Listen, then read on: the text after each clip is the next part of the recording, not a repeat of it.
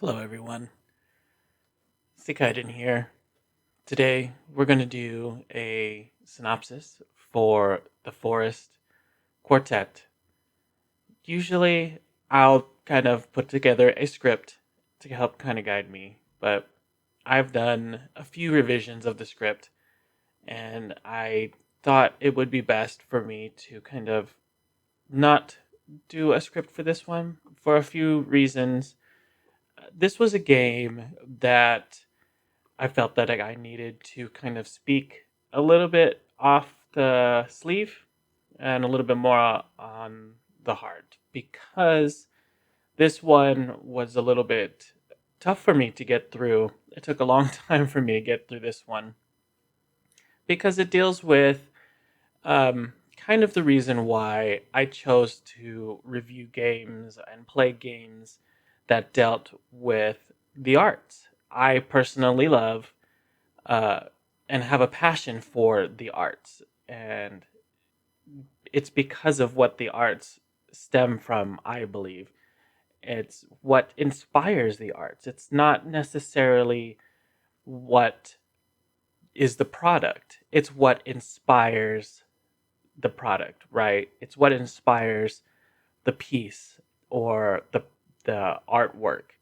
It's what gets us there. And that's what the Forest Quartet is about, and at least it's what I think. And the Forest Quartet talks to us about, or it starts with an introduction from the game's kind of not necessarily the creator, but the person who kind of put this together. It gives a kind of homage to not only the people who this is dedicated to, but gives us kind of a context to what this game is talking about but it also gives the player a kind of brief on what is happening and what is going on. And so the player is playing a spirit of the late jazz singer, and what is happening is the late singer is helping to kind of guide the rest of the players. I'm sorry, the rest of the bandmates kind of back together or to help them kind of find their way. Um, and and let's be honest, everybody has, whether it's said or not, everybody fights their own battles. And this this game kind of helps topically. It doesn't really go into depth about it. This helps topically discuss those kind of topics. And so each bandmate expresses what their thought processes are on how they feel like their band leader, basically Nina, helps to kind of tie the group together, and also how they came together and why Nina was so important to the quartet, and how losing her was very pivotal to the group. And so we go through the process as Nina, as she's trying to not necessarily keep the group together, but kind of keep help them re-inspire and help them find their music. And a lot of us who are artists are very passionate about our work. We know that when we lose, or we have that writer block, or we have our blocks in whatever our passion is we're often trying to find where our inspiration is. And when something gets in the way, whether we're grieving or we're sad or we experience something that gets in the way, it's very hard to find that passion again.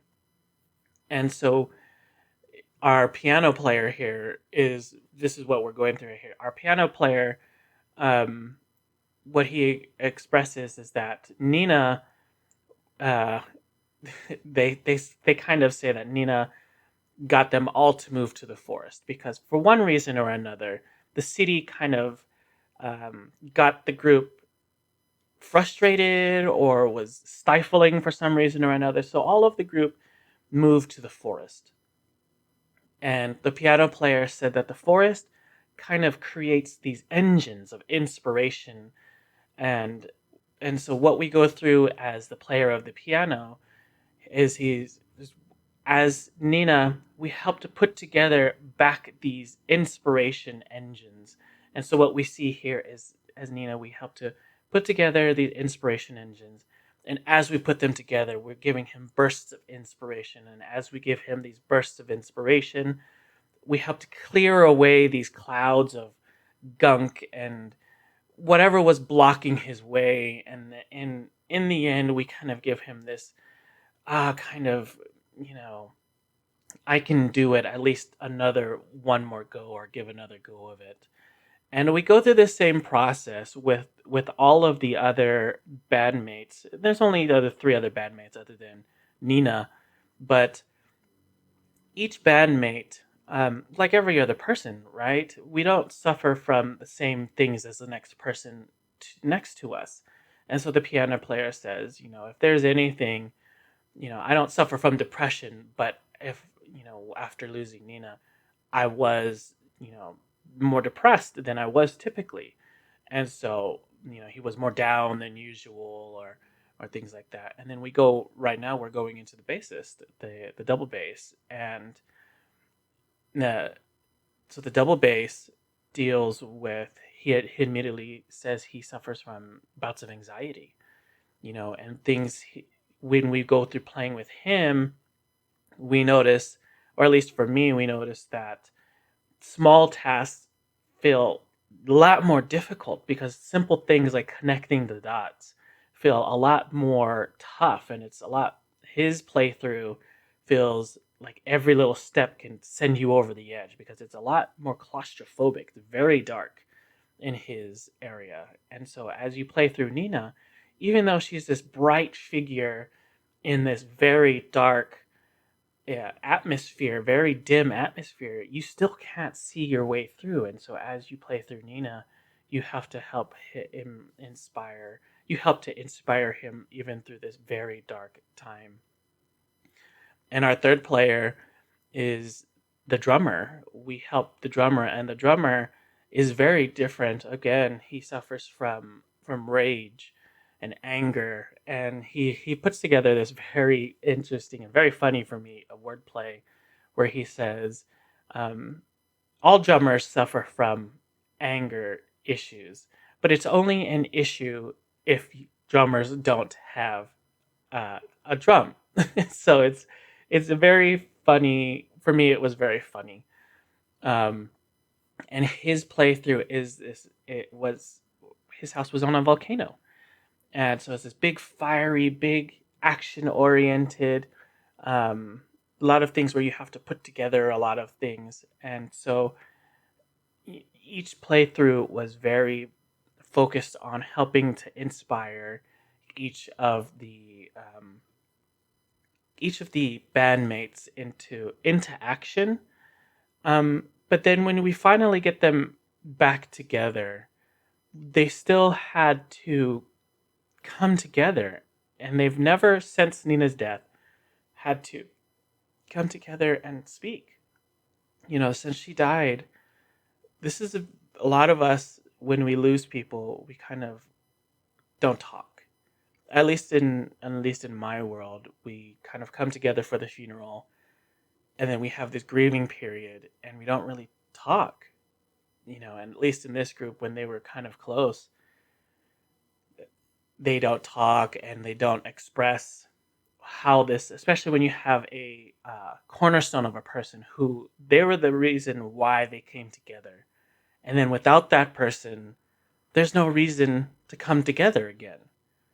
And so without that person, they are together again, and so now they're kind of, why are we here? And so in this scene right there, they are unintentionally coming across her gravestone, and they stop. And all of their bickering on the path over there, they were bickering with each other. They're like, I don't want to be here. I don't want to be with you. Are you serious?